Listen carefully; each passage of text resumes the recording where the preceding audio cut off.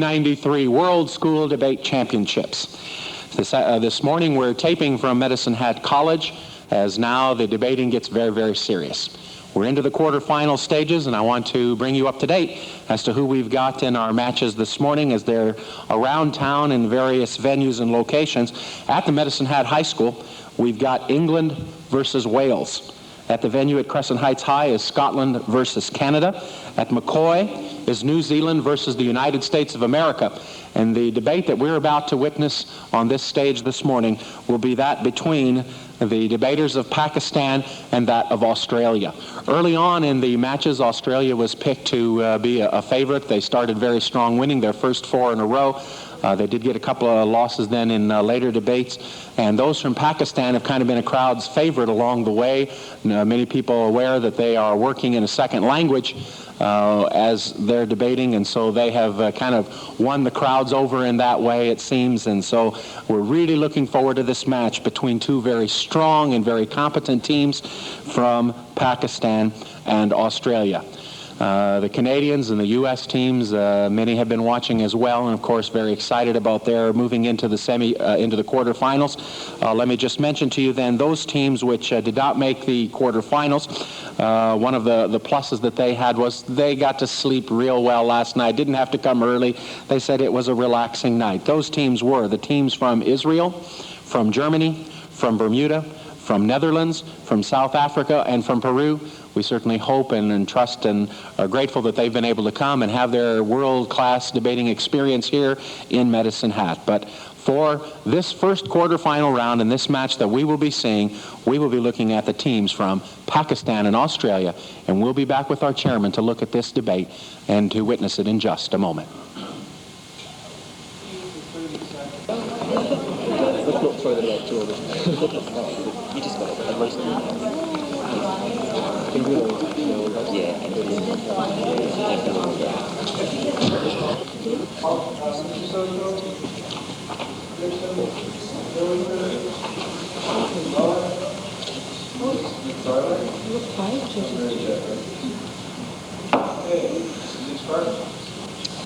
Okay, good morning. I would like to welcome everyone to the quarterfinals of the 1993 World High School Debating Championships at the Medicine Hat College. The motion before us is the House believes that democracy is the answer. Speaking for the proposing team representing Pakistan is Amna Nasir, Shandana Khan, Aisha Ahmed. Speaking for the opposing team representing Australia is Richard Holden, Brooke Healy, and Richard Pearshouse. The following rules will be followed throughout this debate. The proceedings of the House shall be subject to the ruling and guidance of the Chair. All speakers shall address the Chair.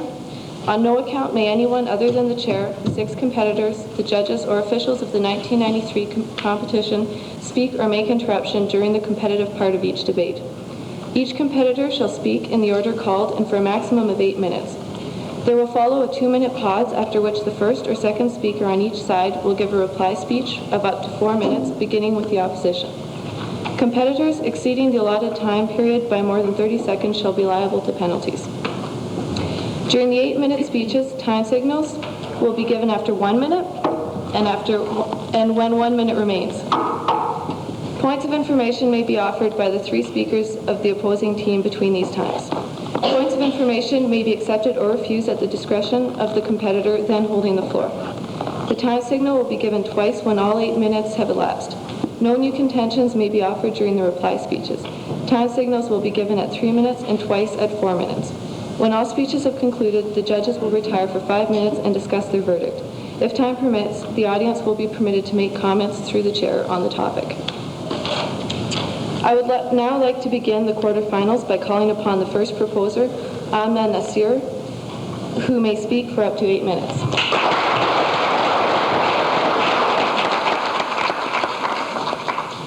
Madam Chairperson and the very few members of the House, good morning. The motion in the debate today states that this House believes that democracy is the answer.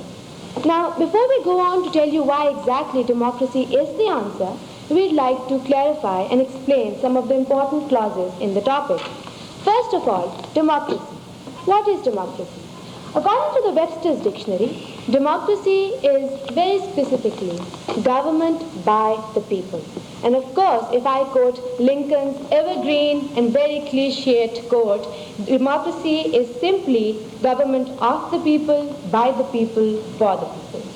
And now we come to the second important clause, answer. The question remains, the answer to what? Democracy, very simply, is the answer to world problems, whether they are economic, whether they are social or political. And that is because we are talking about democracy in its true, proper sense. Democracy in its absolute form. Democracy as the right kind of government declined. Also, we'd like to make it very clear in the beginning that democracy is the answer to world problems because as a form of government, it deals with all the problems that are present in this world. It gives the right to the people to decide what their problems are, to decide how to solve them, and ultimately, if the decision is even wrong, they at least will have the satisfaction of knowing that they themselves made the decision, and therefore they are responsible for their futures. Somebody else has not ruined them for them. No, thank you, not right now. Also, the proposition states and asserts that we are not saying that democracy, if it is brought into the political arena of the world today, will automatically, like a magic wand, solve the problems that are present in the world. But democracy will rather find long-term solutions to world problems, and therefore it will take a longer time to find those solutions, as opposed to other forms of government which might make some hasty, quick solutions to problems, but those solutions, as we'll go on to prove in our case, are sometimes short-term solutions, and in the long term they do more harm than good. I, as the first speaker, will be talking about how democracy is the best answer to the problems that we have. The second speaker will then go on to discuss those problems more specifically. She will be concentrating on the economic advantages of democracy. How many economic advantages can arise from democracy as opposed to other forms of government? The third speaker will be talking about the advantages of democracy to our society and the social benefits that democracy can bring about. Yes. Your whole second speaker's point is completely invalid because she's talking about economics. That is completely unrelated to the topic, which is democracy as opposed to capitalism. The two are unrelated. Thank you. I don't think that we have given in any form or part of our definition the fact that democracy as form as opposed to communism only. We are not limiting the debate. We are saying democracy as opposed to all other forms of government. And if democracy is the answer to world problems, then economic problems are definitely a part of world problems, and therefore it is very much in the scope of the debate. Let's come to what democracy is. Democracy is simply respecting an individual, respecting his right to think, respecting his right to make his own decisions, respecting, ladies and gentlemen, his intelligence, and giving him the right to lead his own life the way he wants to lead it. Yes? I think you'll find them with the blacks in Los Angeles, they don't have too many rights. They're the ones that are suffering directly under democracy. They're the ones that are suffering because of your political I get your point. The fact remains that in a democratic manner, you have the assurance that the majority of the people and what the majority think right is being implemented, and a small minority of the people at the top who have no connection with the people at the bottom are not implementing their policies, but the people as the majority, the way they think, is being implemented. If we look at some of the forms of the government that are present in the world, like dictatorship, like communism, we see that incompetent leaders are there because of lack of accountability. Those people, no, not right now, thank you, decline. Those people know that they don't have to answer to anyone, especially in the form of dictatorship. And that is why they can do what they want to do without being worried that, no, if I don't do this, if I don't meet my agenda, I'm going to be removed from office. Now, for an example, we are not saying that in democracy we don't have incompetent leaders, but the fact remains that when you have democracy, those incompetent leaders can be removed efficiently. While in a dictatorship, you can't. No, not right now, thank you. For example, if you look at Nixon and the Watergate tragedy, America had a democracy then, people were not satisfied with their president, and therefore he had to resign. The whole process was democratic, people had the last word. Point of information. Yes?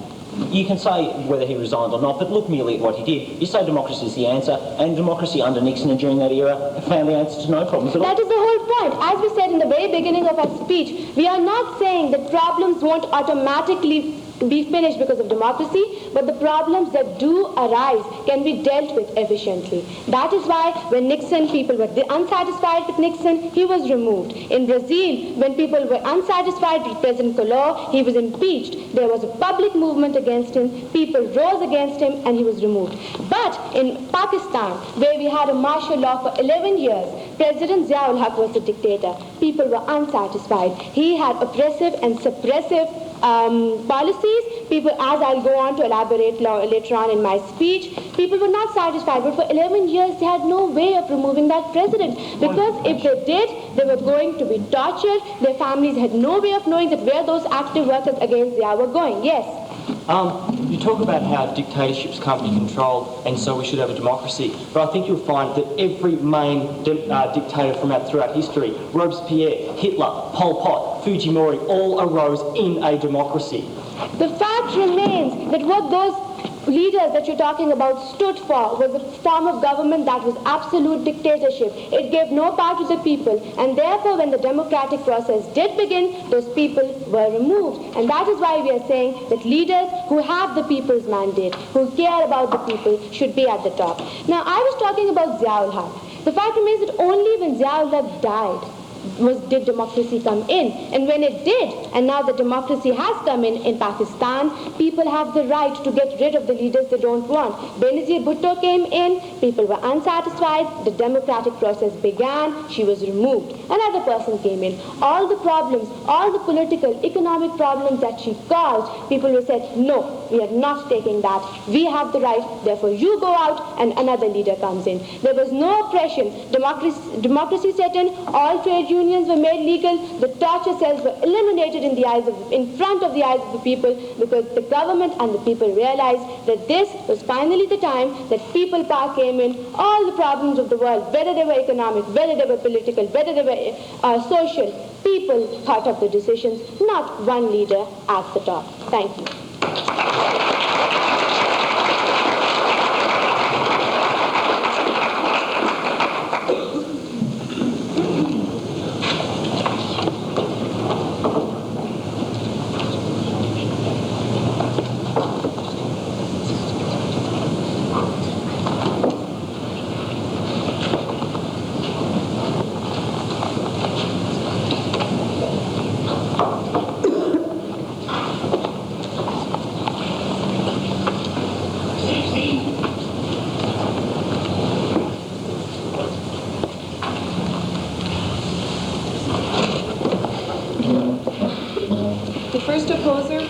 Holden may now speak for up to 8 minutes.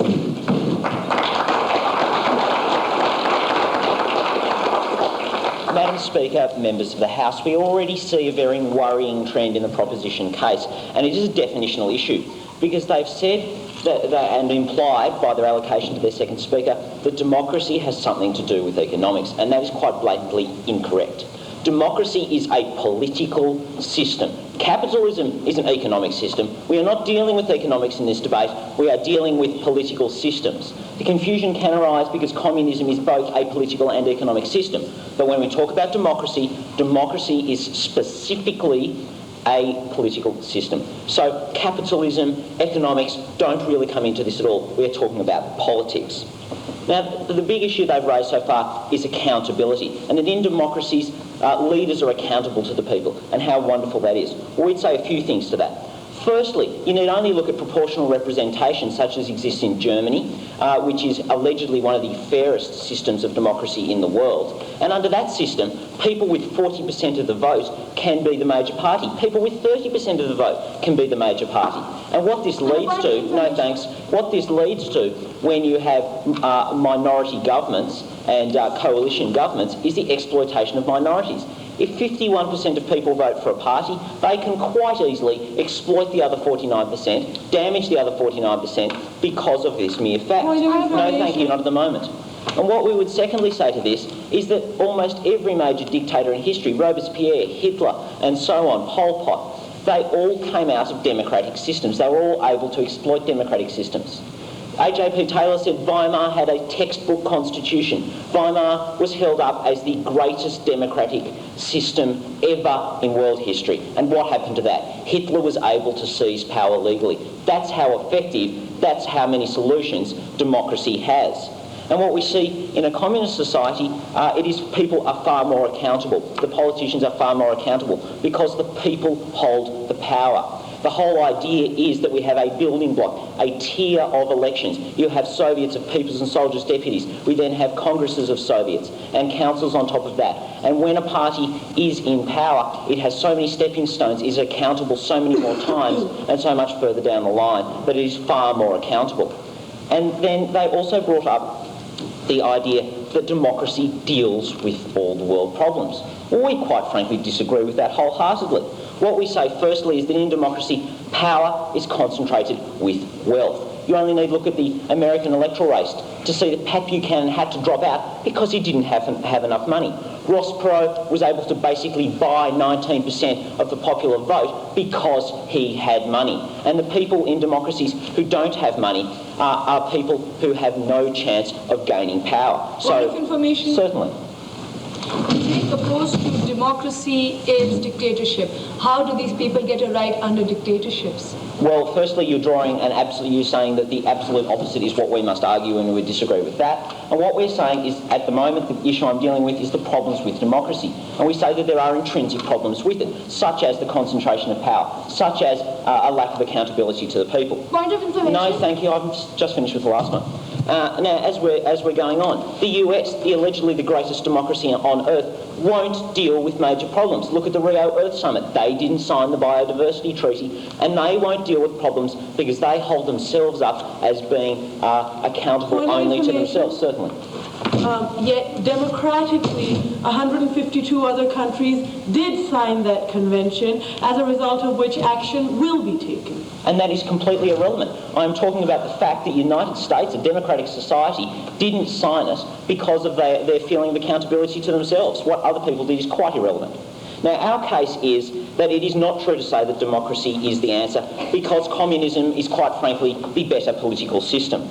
Now, ladies and gentlemen, what we're going to do is try and do something quite hard. We're going to try and change the beliefs of probably ourselves and probably the rest of the audience, which we've had since birth. And it's quite tough, because communism, quite frankly, has a pretty big stigma attached to it. And so we're going to look like the stigmatised team of this debate. And it is because of Western ideals, because of McCarthyism, because of this Western stigmatisation, that communism has such a bad name. But I plead you to put this aside and look at this objectively, and look at this without this sort of Western view of things. No, thank you. Now, what we firstly see with communism is that when it was implemented, firstly in Russia after the Russian Revolution, it didn't start on an equal footing.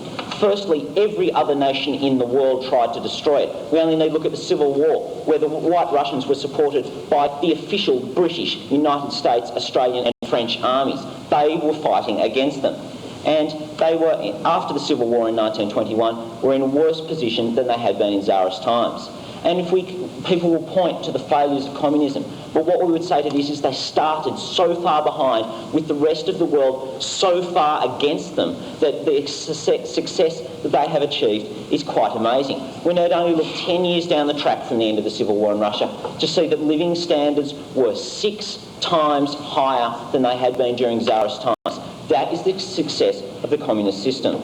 And we would say, furthermore, that every tribal system in history is an example of communism. And quite frankly, here's a perfect example of where communism works. The Kalahari Bushmen, the Inuits, the Pygmies and the Australian Aboriginals are all classic examples of communist societies on a small scale. Point of information. Certainly. And all these tribal societies, which you so proudly extol, were all overtaken by people who live under democratic society. Exactly. Democratic society did this to these people. They had a perfect system and democracy went and screwed it up. That's what democracy does. At first speaker, I'll be talking about the social issues. My second speaker will be looking at communism politically, and my third speaker will be doing a case study of North and South Vietnam, and in particular, the Diem regime. Quite simply, socially, I've already spoken about some of the things. What we see is a classless society. They give, in the words of Marx in Volume 2 of Das Kapital, to each according to his or her needs. Perhaps Marx was a little more gender-specific than that, but the general idea is the same. Point of information. No, thank you. What we see here is the greatest implementation of social justice ever, and that's something worth fighting for. They can rant and rave about how democracy gives everyone a fair go and does this and does that. But if you want a fair society, if you want a socially just society, if you want a distributively just society, then communism is the political system which will give that society. We need only look in Russia at the status of women, where under Kollontai in 1921, with Lenin's support, we had the first anti-discrimination legislation anywhere in the world. Women got 102% of the pay that men got, whereas in Western nations now, they only get 76%.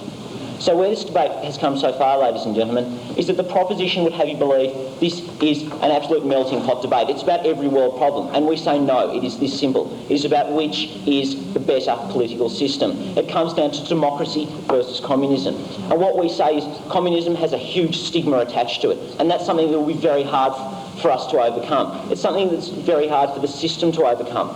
But when we look at it objectively, when we look at it rationally, we see that it is a system which provides solutions. It is a system which provides justice. And democracy is intrinsically flawed. Democracy has so many problems that, quite frankly, it's not the answer.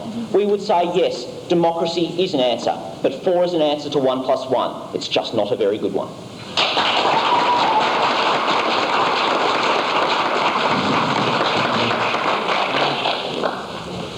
And you just heard the first negative speech from Richard Holden. Richard will be doing the rebuttal for Australia at the appropriate time, and Amna Nasir, the first affirmative, and she will also be doing the rebuttal after the 3 major speeches. Each of those are 8 minutes. Those rebuttals will be 4 minutes. I see now Speaker Shandana Khan ready to go. May now speak for up to 8 minutes.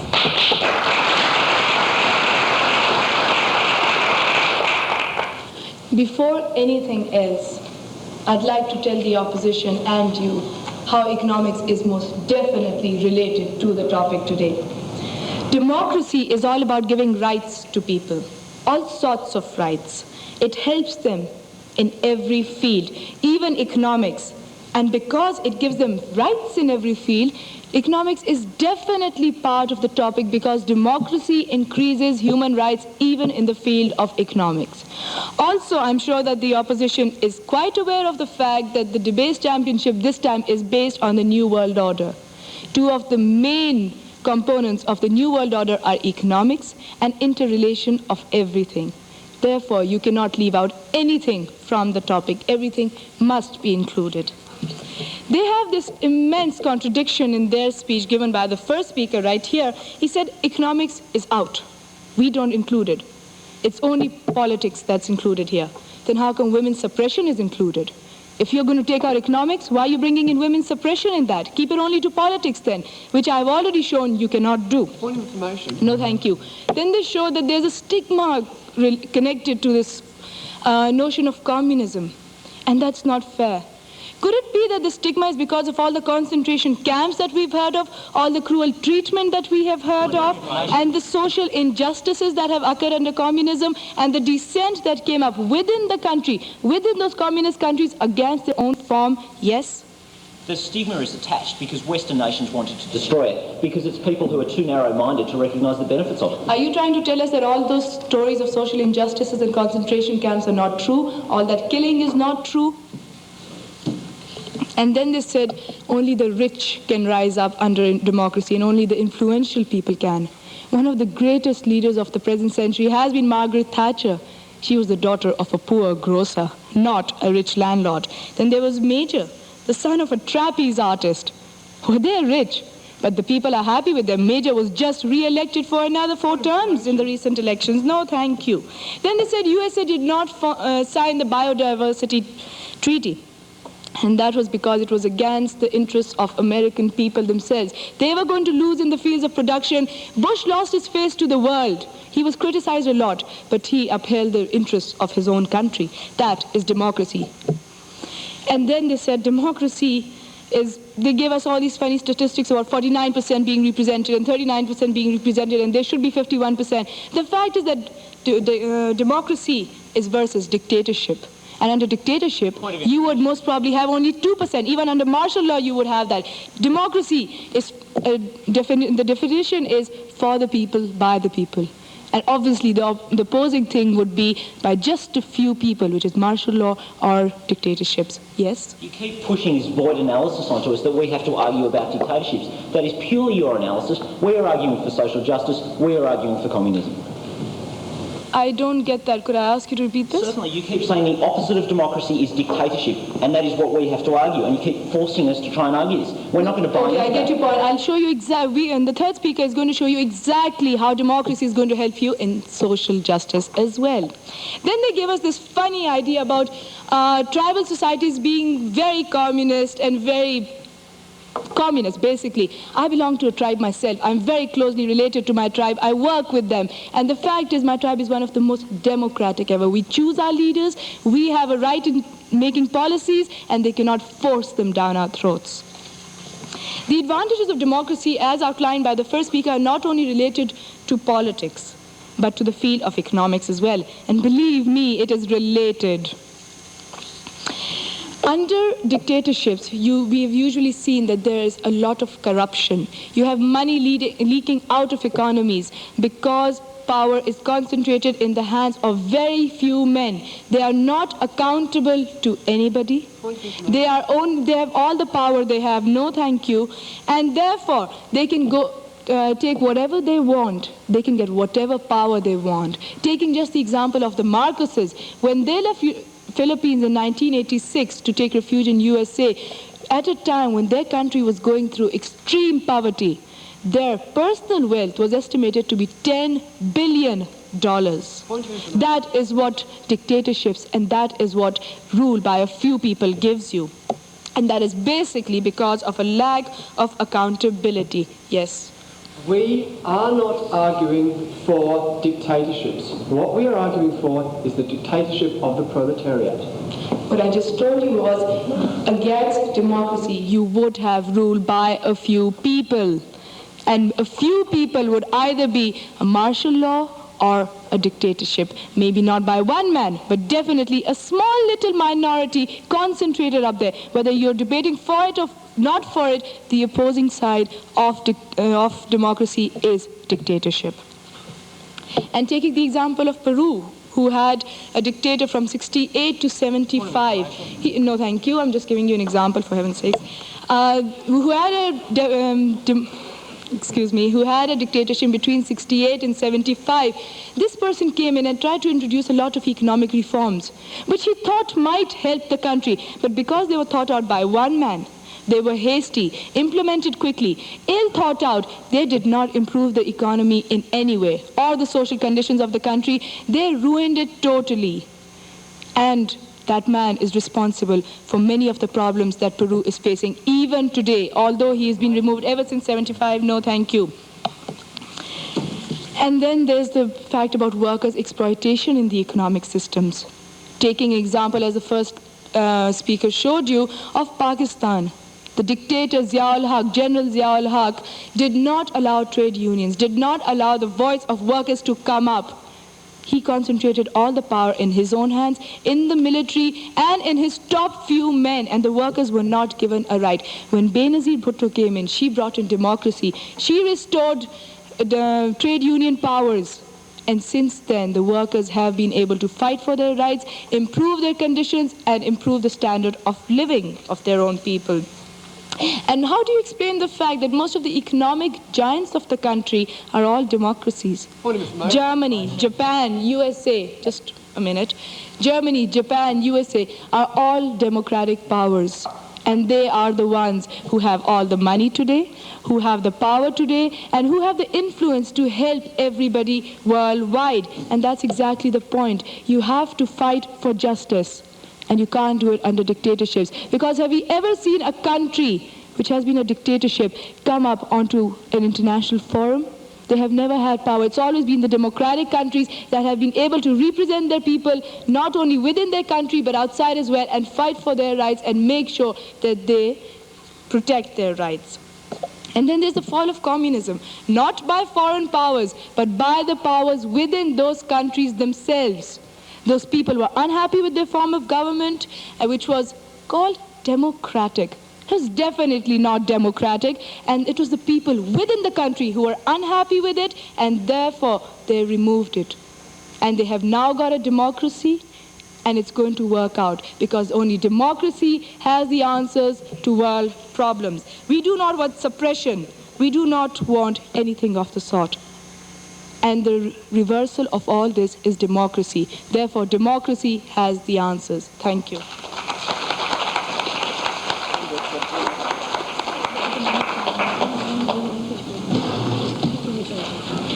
And so we've just heard that second proposing speech by Chandana Khan, K-H-A-N. Chandana holding fast to the concept of democracy is the answer. That's what the House believes. And the thing that we really saw, I think, focused from the negative point of view from Australia is they don't want this to get into a debate between dictatorship and democracy. They really are going to put forth and hold forth the concept of communism versus democracy. And so this is what we're expecting now. Second speaker, Brooke Healy, will be taking the podium to speak for the opposers from Australia. The second opposer, Brooke Healy, may now speak for up to 8 minutes.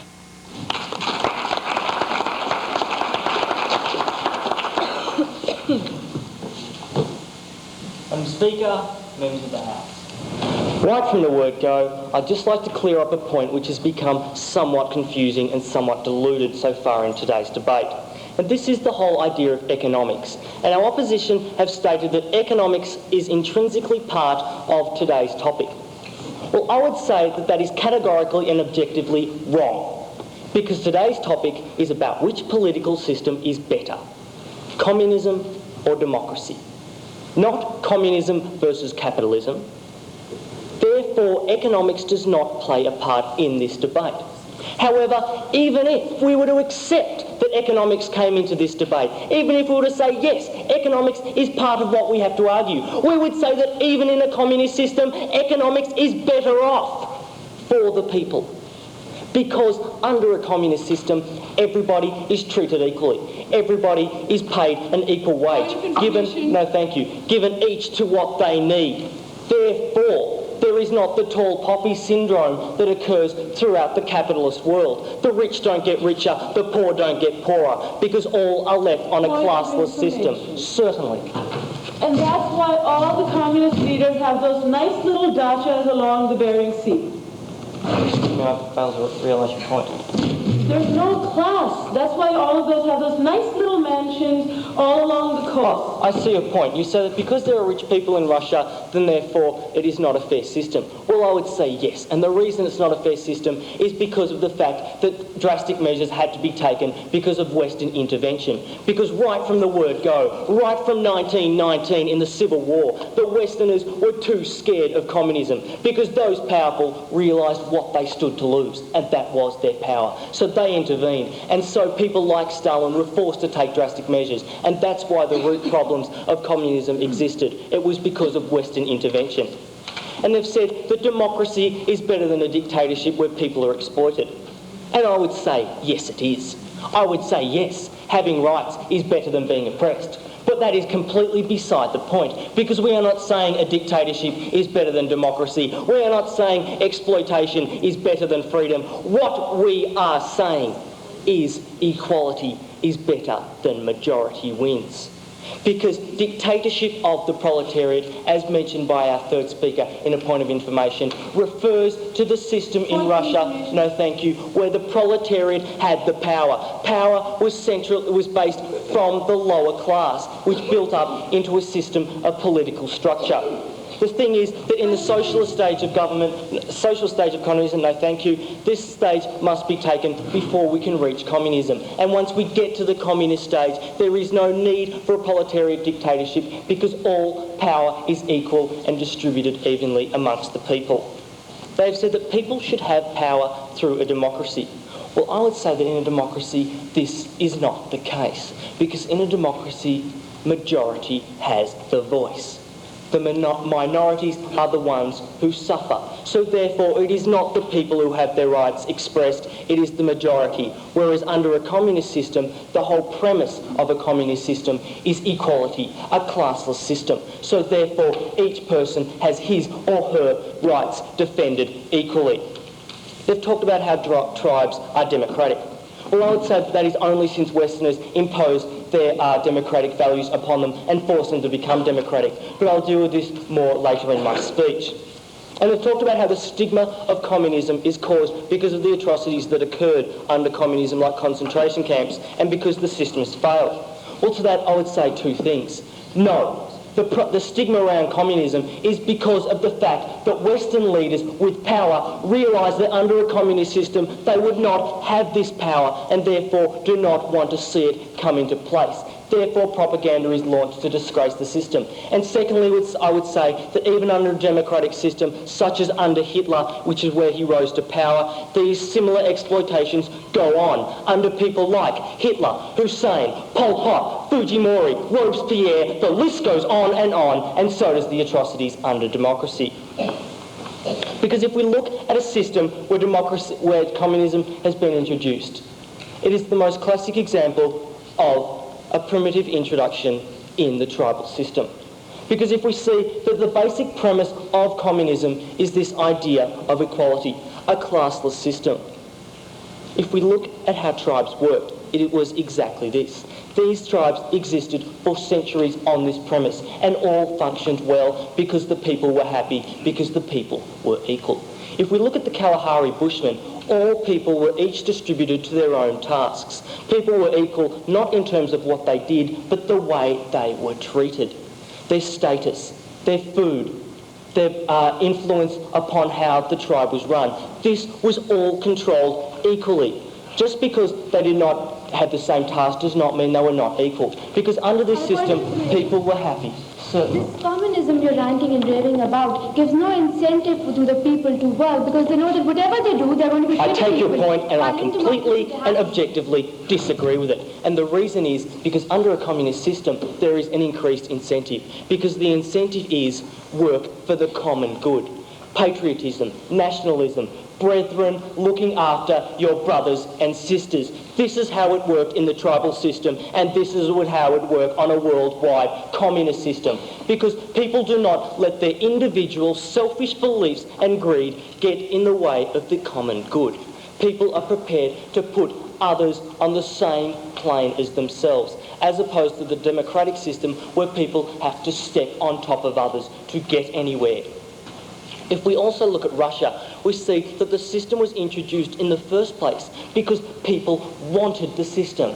People were prepared to die for the system because they realised that under the Tsarist autocracy, they were being exploited. They wanted a say and they wanted equal representation. And the way they were going to get that was through a communist system where all was equal, all was classless. They were prepared to die in both the Civil War when farmers were fighting against people with rifles with pitchforks, and they were also prepared to die in the Great Patriotic War, also known as World War II.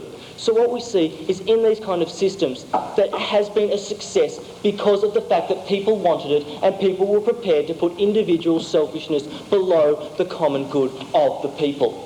So what we would say is that communism is indeed the better system because it works for the people rather than for the rich and for the majority. Because, ladies and gentlemen, in the final analysis, it comes down to whether or not those with the most money, those with the loudest voice, those in the majority, are they the more equal or should everyone be equal? Because under a communist system, all are equal, all is fair.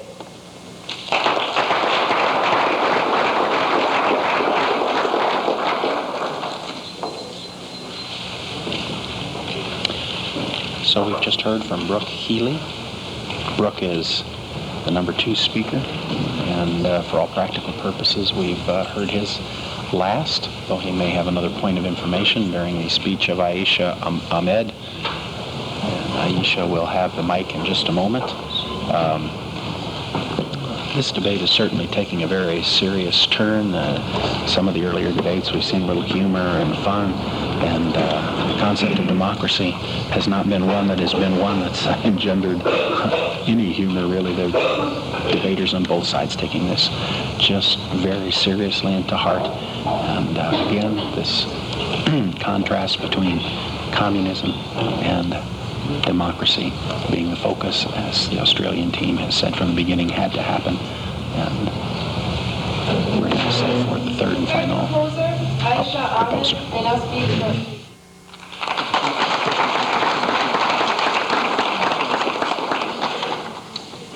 Madam Chairperson, the opposition, according to their third speaker, is not arguing for dictatorship. We're just arguing for dictatorship of the proletariat. Please explain how you cannot argue for dictatorship and yet argue for dictatorship of the proletariat. Secondly, the second speaker said, well, people were unhappy under the tyrannical rule of the Tsar, and they wanted equal representation. Well, A, the Tsar was a dictator. B, equal representation is what democracy is all about. They went on and on saying this debate is about democracy versus communism. That is not, A, what the proposition states. Secondly, what we intend to prove is that democracy is better than any other system of politics. They spoke about communism being a political system. In case they hadn't realized, Karl Marx was primarily an economist. Das Kapital was primarily about economics. No, thank you. When you talk about communism and the political system there, you necessarily talk about the economics. Any political system is necessarily linked to the economics of the country in which it is practiced. When you... Yes. How then do you defend the first world through capitalism exploiting and abusing and using the third world to make itself richer? What we're pointing out here is the reason the third world isn't able to defend itself is that the majority of third world countries are dictatorships. The reason that the first world has the power to do so is the fact that they are supported by their people. You have this rich area of the world where all those 7 countries, the G7 countries, are all democracies. They are economically better off. People thrive under democracy. No, thank you. When you talk about communism promoting social justice, for God's sake. When you talk about the Kulak uprising, please, Stalin's repressionist activities are well known all over the world. And I'm sorry, that was not just Western propaganda and the stigma that the West likes to attach to communism. Yes? You point to the fact of Stalin's atrocities, and we would say that that is not something intrinsically linked to the communist system. Hitler committed massive atrocities, and that wasn't communist. Atrocities go on all over the world. It's not a function of the political system. It's a function of a despotic person. Exactly. Under communism, you still have despotic people. You do not have social justice. You have people who are more equal than others, to quote a famous phrase. You have people who, like I mentioned before, live in their big mansions along the coast, even though, no, we're all comrade leader, yes, but we're all equal. Everybody has the same rights, but some people live with tin roofs, the other people live in mansions. Some people's children get to go to these posh schools, other people barely get an education. Some people go to these fantastic hospitals. Anybody ever read Cancer Ward by Alexander Solzhenitsyn? You might have read about the fact that the common people who had cancer could not even get into hospitals. I'm sorry, but under no democratic system does such a situation exist. communism was applied. What's important is whether that communist system can be applied practically or not. Just a moment. Democracy has been applied practically and has succeeded. Yes, sir. You said under no other system does this sort of exploitation exist. And we would say, look at the United States, greatest democracy in the world, greatest exploitative society in the world. I'm sorry, but you do not have the greatest exploit of society in the U.S.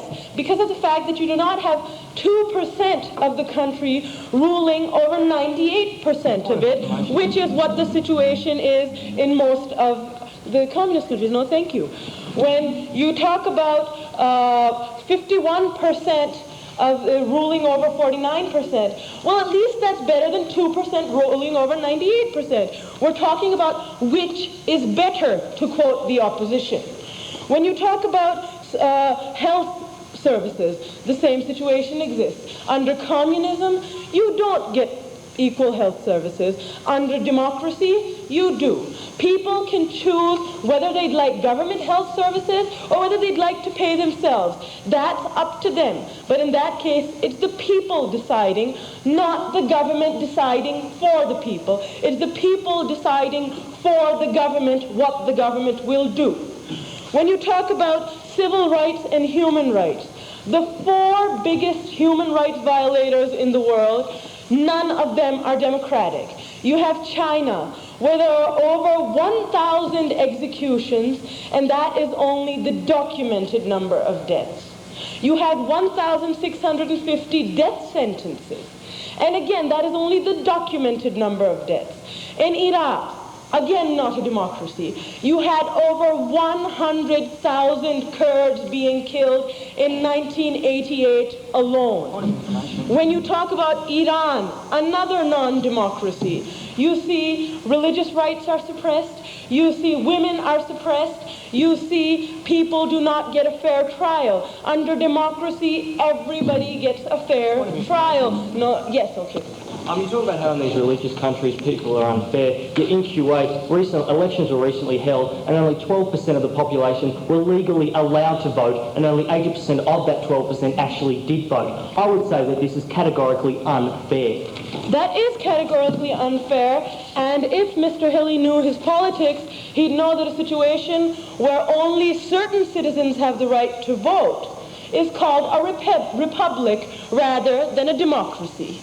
A democracy exists when all legal adults have the right to vote. So please get your politics straight. When you talk about drug dealing, this wonderful thing we have spreading all over the world. Well, under dictatorships, the countries that grow most of the coca were under dictatorships. Noriega, wonderful man who sort of sent Panama on the road to growing all this lovely cocaine and all your nice little drug cartels. You have Peru, whose biggest crop is the illegal coca growth, which was until recently under a dictatorship.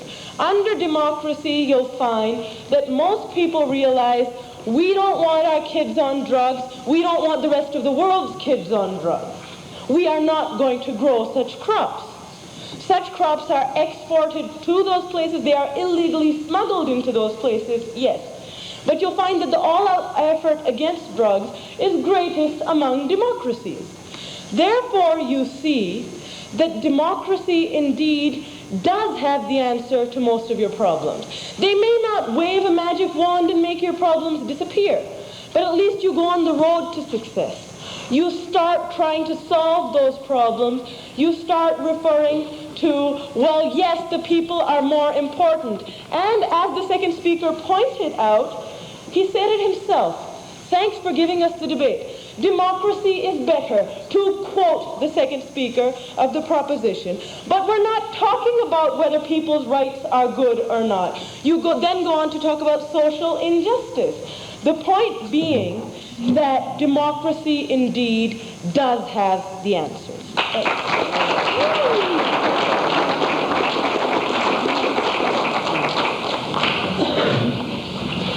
Aisha sure wanted to get her points in, and she spent her full 8.5 minutes. They're allowed that extra 30 seconds beyond the stop time. And she took all of it. And the one point of interest that I really enjoyed was the point of information that was brought forth from Australia about the illustration of Kuwait.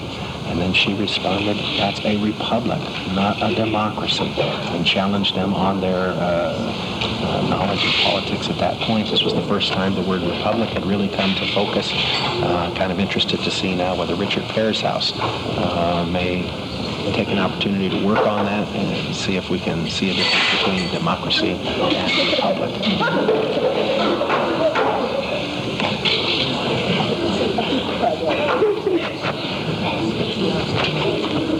That definition, by the way, that they gave regarding republic was that not all adults had the right to vote.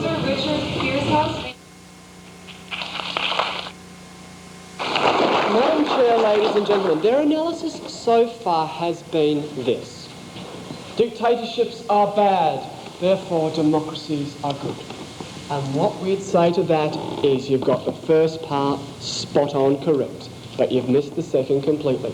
We'd agree with them that dictatorships are bad. And what we're arguing is not a dictatorship.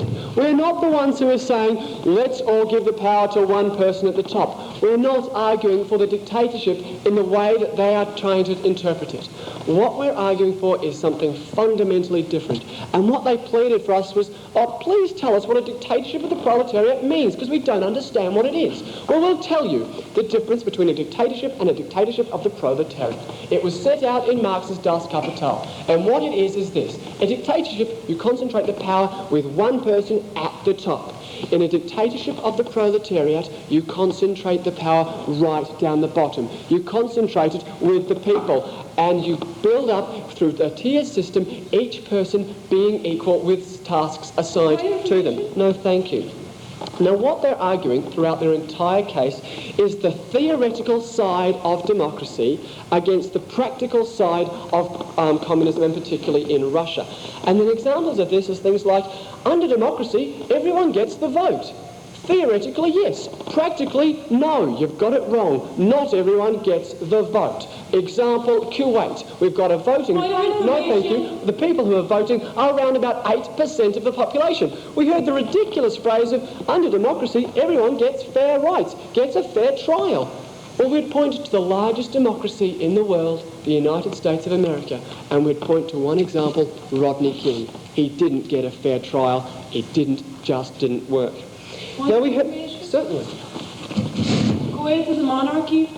Secondly, Rodney King is an isolated example where a majority does get a fair trial. Okay, you want to talk about isolated. All right, well, admit Rodney King's an isolated example. The United Kingdom is a democracy. The fact is that the IRA have been convicted on no less than 19 accounts of bombings for which they did not do. The fact is that not everyone's getting a fair trial, and they're fiddling the judicial system. Now, we heard from the first speaker that in democracy, incompetent leaders can be removed. Well, ladies and gentlemen, look at Robespierre, look at Fujimori, look at Pol Pot, look at Hussein, look at Hitler.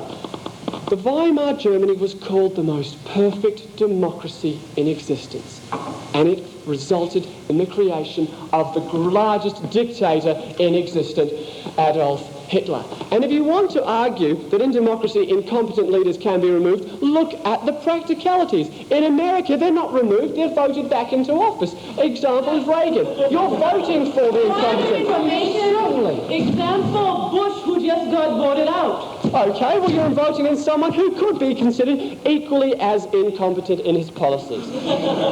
We've heard from the example from the first speaker that in democracy, the people had, even if their problems weren't solved, people had the satisfaction of knowing that they had the choice. Well, that's a myth. They don't have the satisfaction of knowing they had the choice. Tell the blacks in Los Angeles that they had a choice. Tell the blacks that oh, you fellas, you should be satisfied. Come on, you had a choice. No, thank you. You had a choice. You should be satisfied. The fact is that they've got a lower life expectancy than in Bangladesh. The fact is that 2 out of 3 black males between the ages of 19 and 25 are either in jail or on parole. They've got a low life expectancy, ladies and gentlemen, and try telling them that they should have the satisfaction of having the choice. Now, my first speaker argued that the poor have very little power within democracy.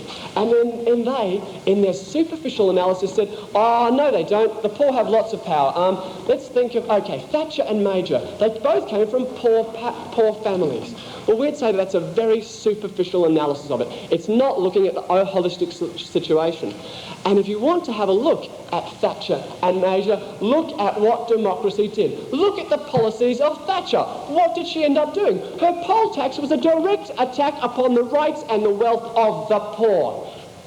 Thatcher decided to go to war against Argentina and the Falklands. No, thank you. Just because her popularity rating was too low. She went from the lowest popularity rating up to the highest because she went to war. And the people who suffered because at the war were the poor, the people who couldn't pay to get their education and went in anyway. The fact is that in this situation, democracy resulted in a horrendous occurrence. And we'd say the same in the Gulf. Look at what happened to the popularity of Bush. He went into the Gulf War, his popularity soared, ladies and gentlemen. That's what the democracy is resulting in. You're institutionalising war. Now, what they set themselves up in their first speaker to do was to prove that democracy is the best way to solve the world's problems, social and political. And what we'd say is no, it doesn't. It just doesn't work. Democracy equals procrastination. And we've given you an example, e.g. George Bush at the Rio Earth Summit. What happened was that George Bush said, ladies and gentlemen, we're not signing the biodiversity because the United States lifestyle is not up for negotiation. It was a direct result because he was facing an election and he had to get the votes. As a result, the biodiversity has become worthless because the largest power, the one that's doing the most damage, has not signed it. And they asked us they were going to prove that it was the best way to deal with the problems. Or we'd say, look at Russia. Look at what's happened to this in Russia since it's moved towards democracy. Try telling the Russian people, who are now far worse off under the semi-democratic regimes there, that they should have left communism. They should have left communism and they should have gone towards democracy. Try telling them who are starving and don't have enough to eat. No, thank you. Ladies and gentlemen, if we look towards Vietnam, we can see an example where there's a direct parallel. In the north, we had the government of Ho Chi Minh, which was a communist government. In the south, between 1954 and 1963, we had the government of Diem. It was a democracy. It was also tilting towards corruption, it was also tilting towards a dictatorship, and it was also tilting towards favouritism of the Catholics over the majority Buddhists. The fact is that the North had phenomenal successes in between those years.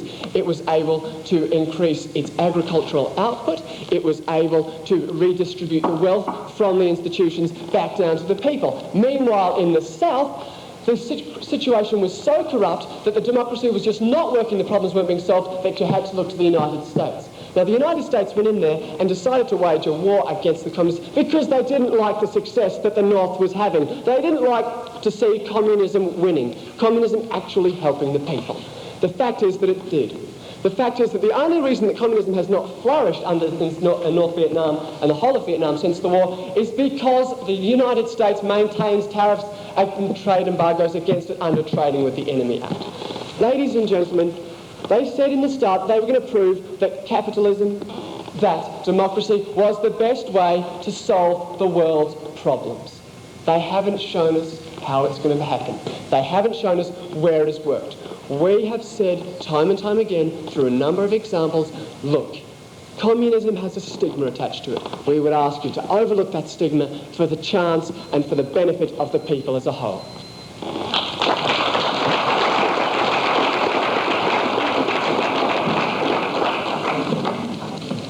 There will now be a 2-minute pause to allow the debaters to prepare their replies.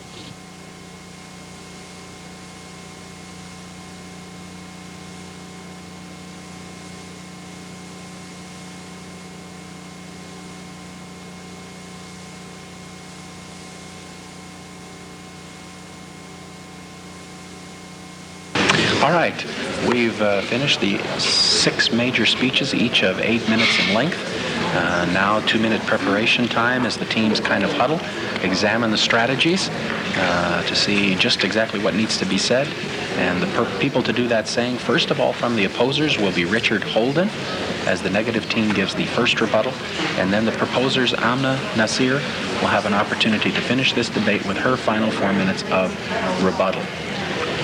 Just remind you then that the topic is this House believes that democracy is the answer.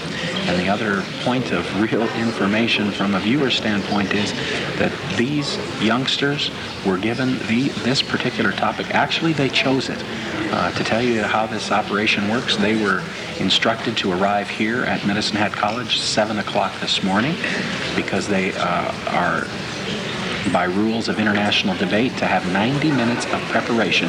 This is an impromptu 90-minute prepared debate.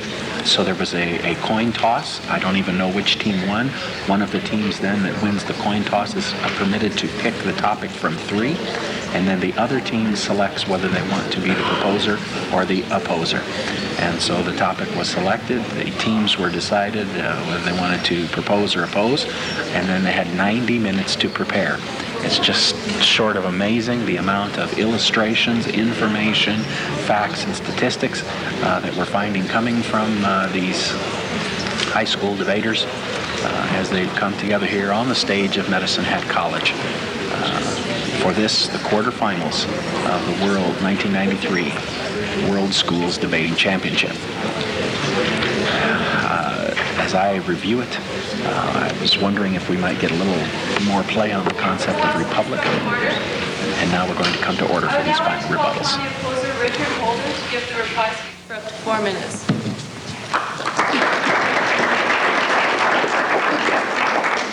Madam Speaker, members of the House, let us examine the grounds which the proposition themselves set up for their own proof. And they were, the answer is to solve world problems. And they had to prove, they said, that democracy can solve world problems.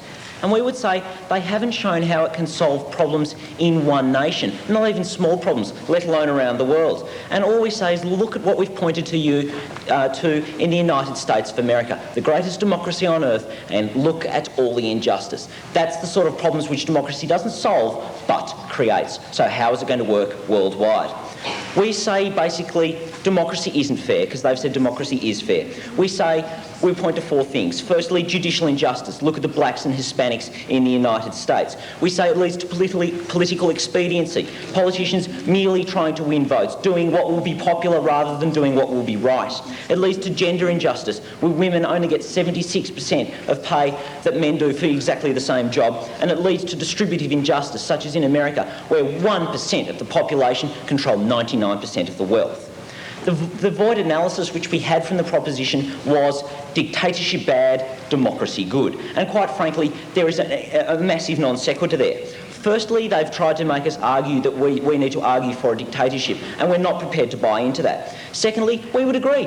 Dictatorships are bad. We're not proposing a dictatorship, but that doesn't correspondingly mean that democracies are therefore good. They brought up the point of economics, and what we would say to that is utterly irrelevant. We are talking about a political system. Democracy is a political system. Capitalism is an economic system. It's not mentioned in the topic, it's not implied, it's not all part of the same box and dice, it's something completely different. And the whole second speaker's speech about economics was quite irrelevant. What we would say to you is that communism is the best system. And we've shown you this in 3 ways.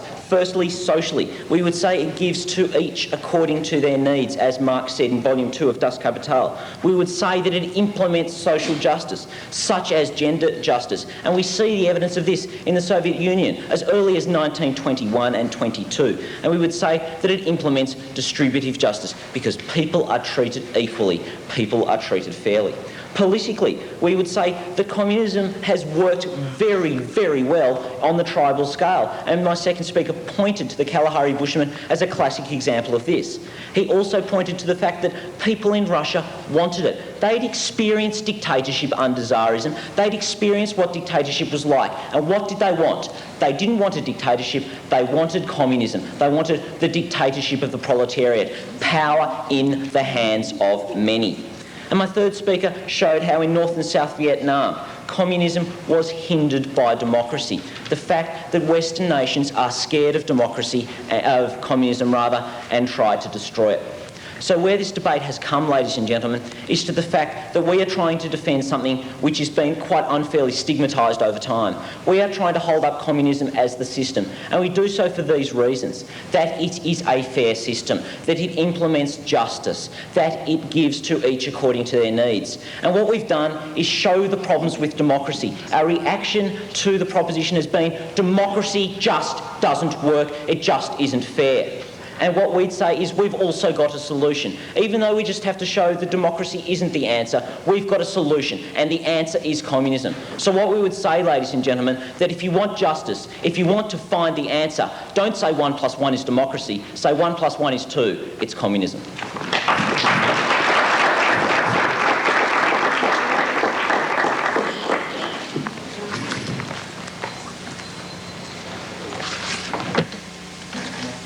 I would now like to call upon the proposer, Amna Nasir, to give the reply speech for up to 4 minutes.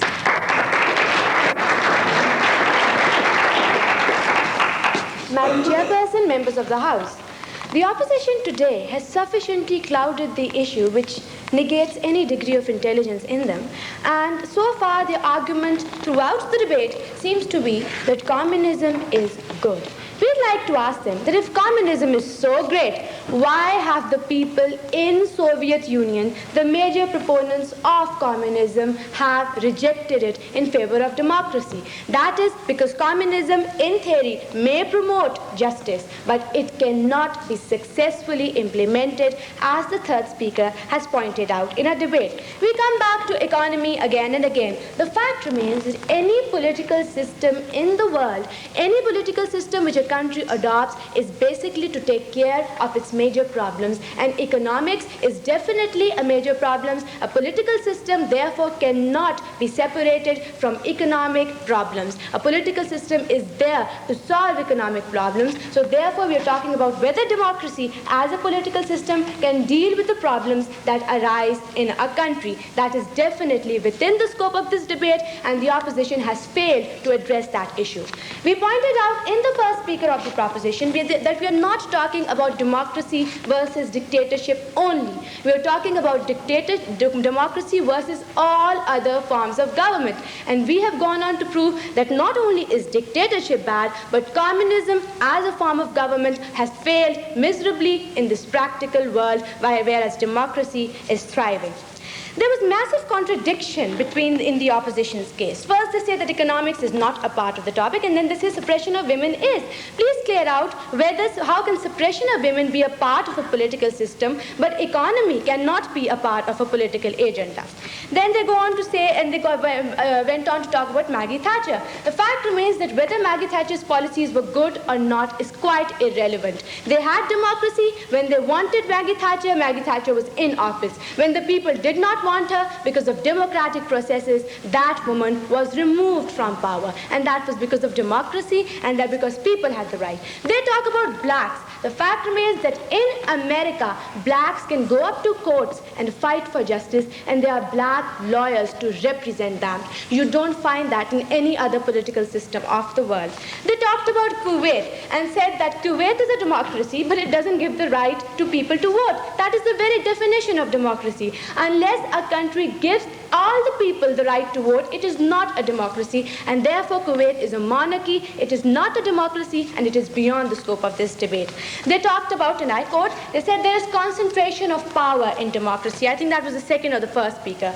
Concentration of power in the democracy by people's own. If the people want to give that concentration of power, people want to give certain people the right. Those people at the top don't suppress and oppress them and say, listen, you've got to listen to us, and say, do whatever we are saying is right. It's a democratic process, and people elect their leaders.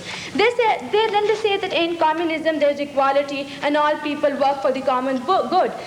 In democracy, people work because they know that they're going to get appreciated for that. That is the only incentive for working. In communism, you don't get appreciated because all people are basically supposed to be equal, and therefore people say, what is the point of my working? Why don't I just lay back and enjoy life? Democracy gives the proper appreciation to each good citizen. And therefore, there is the incentive for people to work and thrive, and that's exactly why democracies are thriving in this world and communism has failed.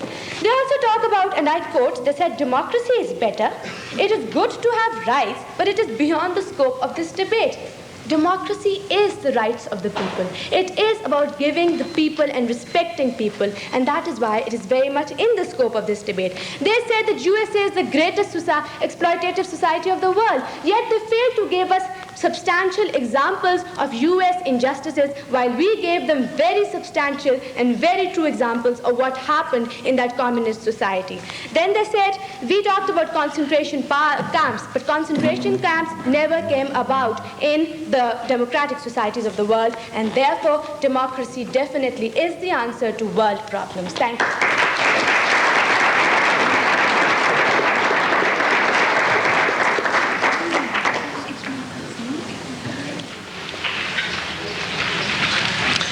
All right, we've concluded our 2 rebuttal speeches, and this debate is over.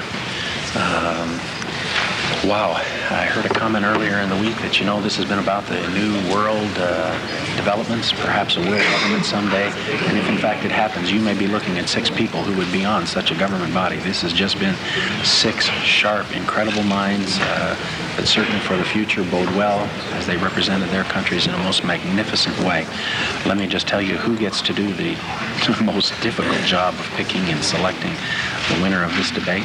It will be Simon Muller, one of the 1988 World School Debate Champions, Kathy McFarland, Rick Billington, Rosemary Dixon, and Richard Sadeko. These 5 judges, as is apparently the case in all of the quarterfinals, will be making that selection. And what a tough one it will be. A couple of the things that came up, one at least in my mind, is this issue of economics. The Australian team tried to take economics out of the debate, saying that politics had to be separated from economics. That's going to have to be something. We see how the judges might respond to that. That might swing things one way or the other as to whether they buy into that argument. The concept then of democracy versus everything in the world, or democracy versus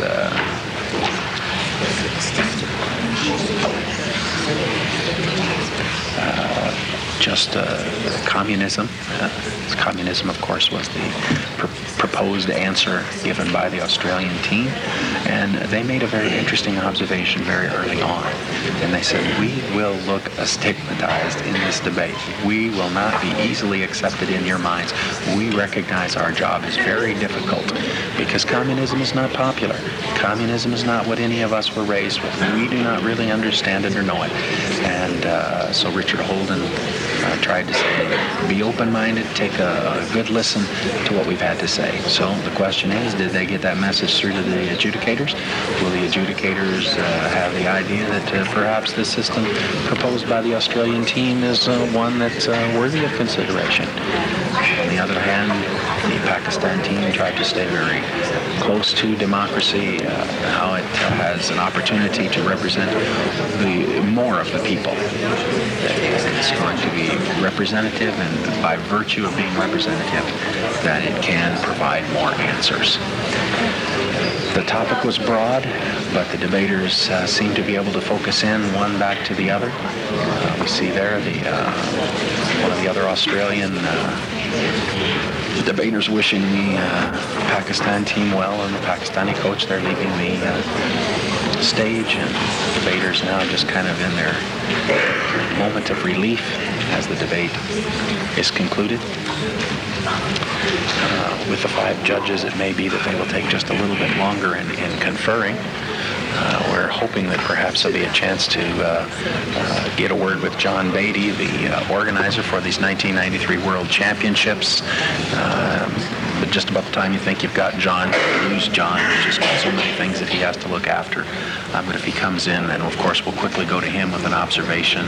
What were his feelings about perhaps even the championship as a whole in the week, which has been a very interesting experience for these kids coming in here.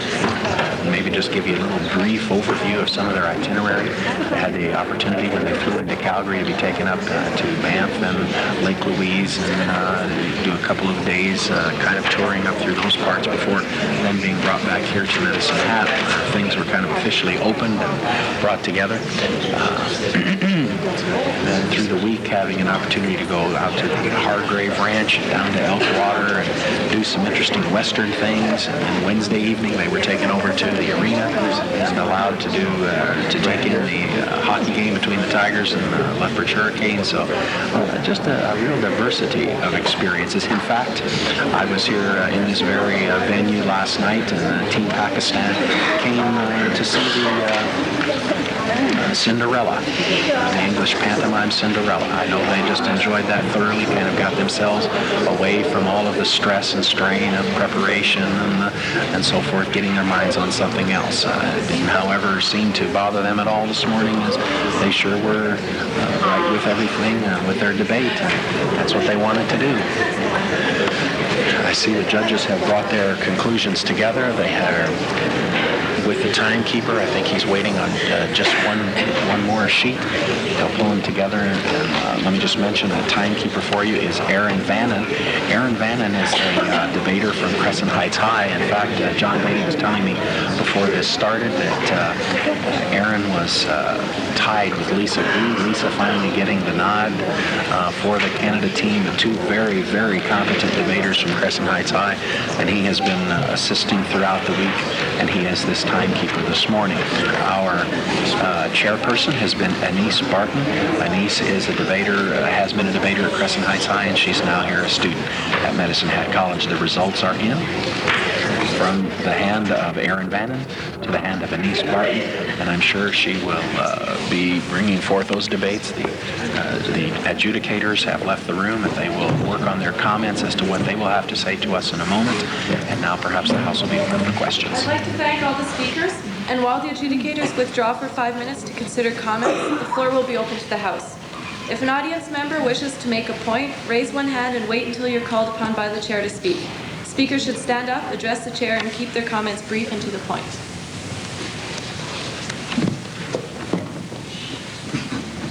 Madam Speaker, I'd just like to put the question to the proposition.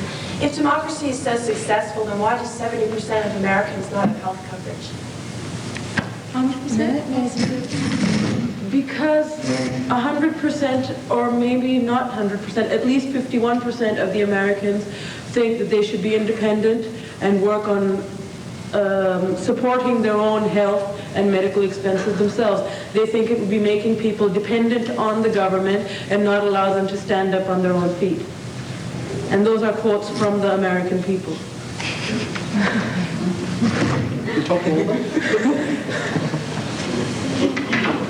Would anyone else like to make a comment? May I just add one thing? And that has nothing to do with the success of democracy. They still agree that they should have a democratic government. Madam Speaker, perhaps the reason that they agree to a democratic government is because they've been so stigmatized against communism and are unwilling to accept it.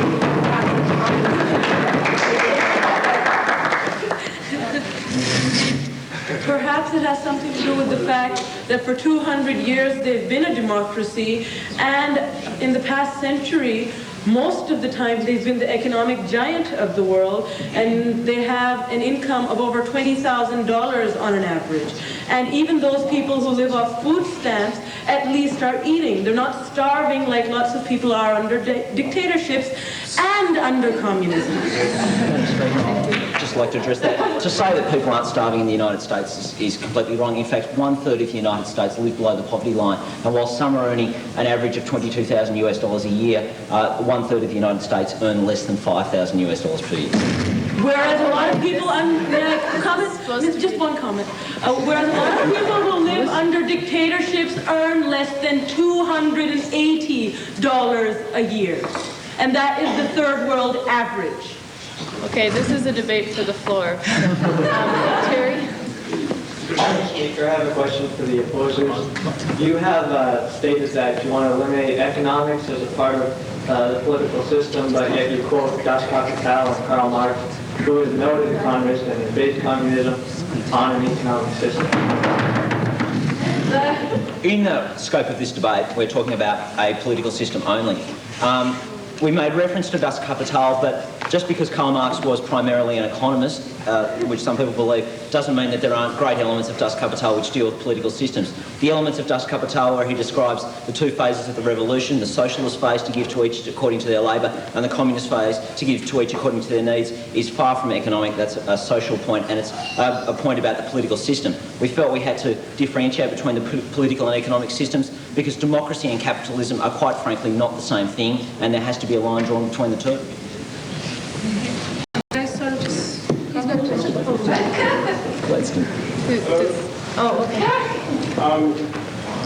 Getting to the point from Michelle, where she was saying something about 70% of people in America are not covered under Medicare, I would like to address that point, that one of the major issues in the election having to do with Medicare. Therefore, democracy gave them the opportunity to at least address that situation.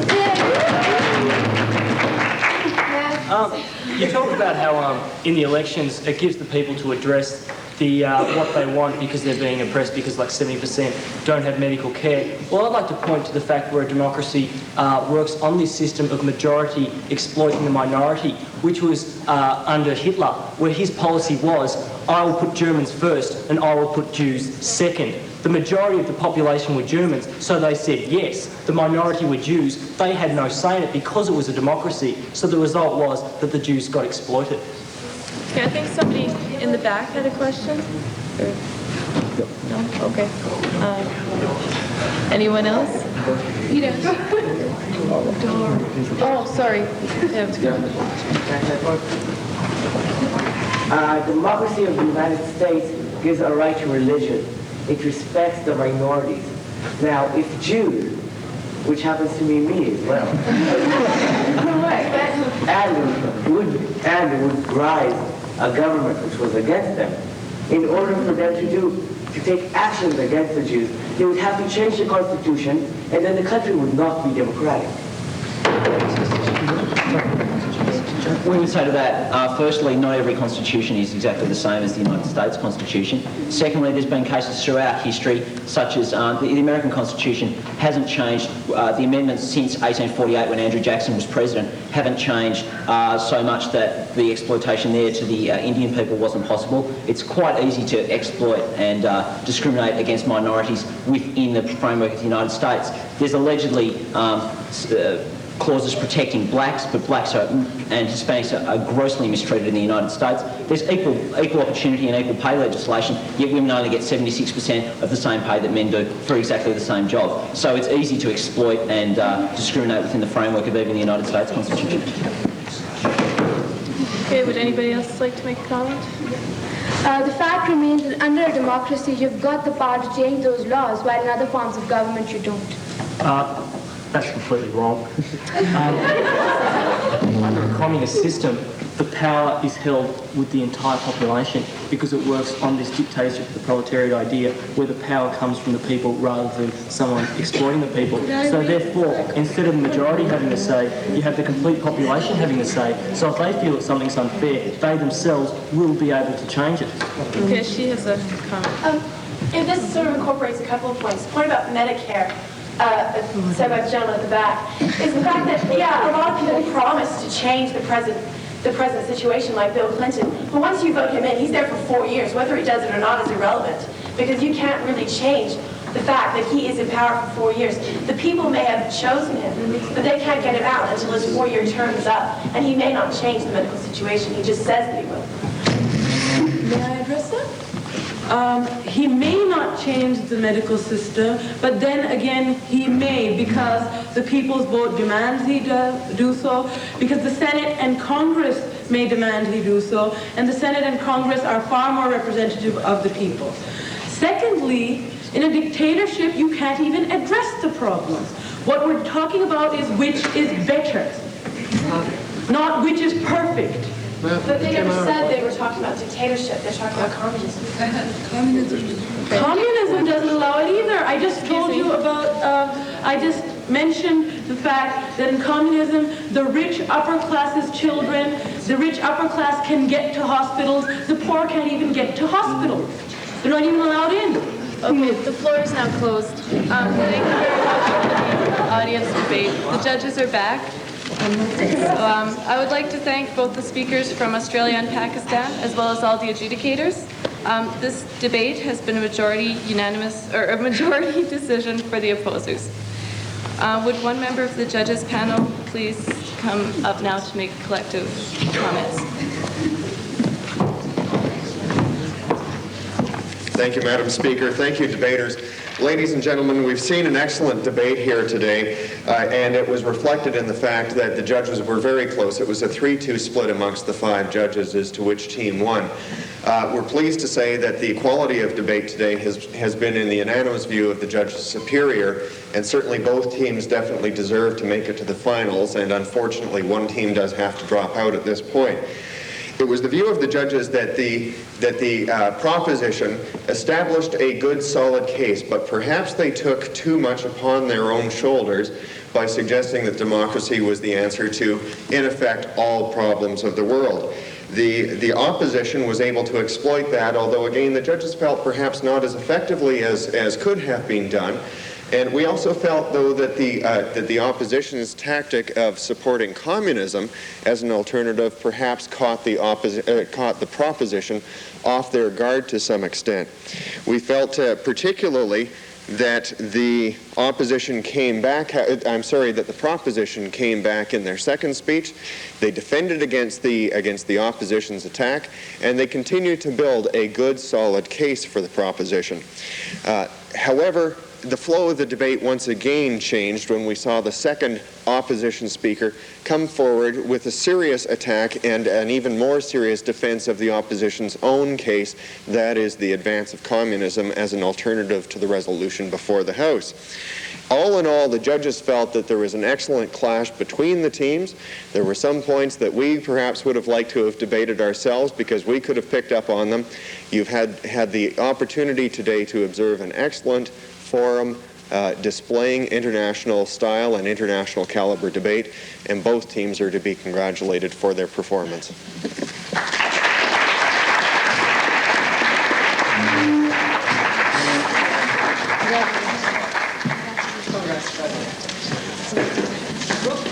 Congratulations. Thanks very much. Yeah, congratulations. Thanks a lot. Very well.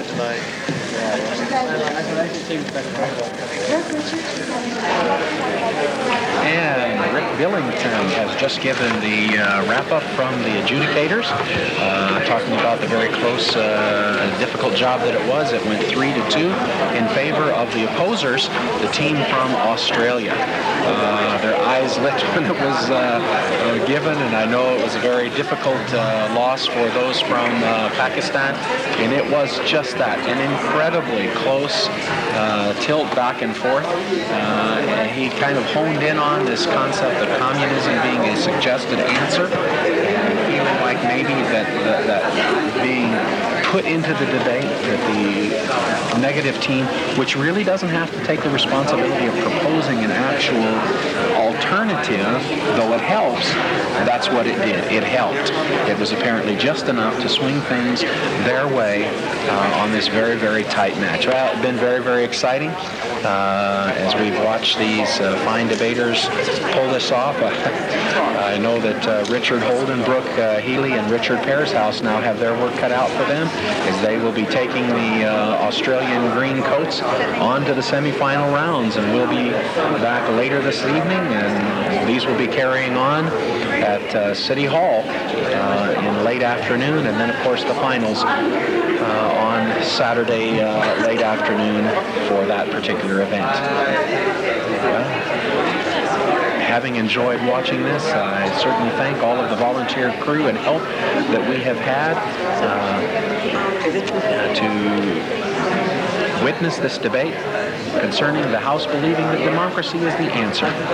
The opposers from Australia, Richard Holden, Brooke Healy, and Richard Pearshouse, winning, suggesting no, it is not the answer. That's maybe not exactly what we wanted to hear, but they defended their position in the best possible way and come out victorious now. So we thank you for watching the World Schools Debating Championships 1993 from Medicine Hat College, and ask you to continue as we'll be carrying the semifinals and finals in a very brief time.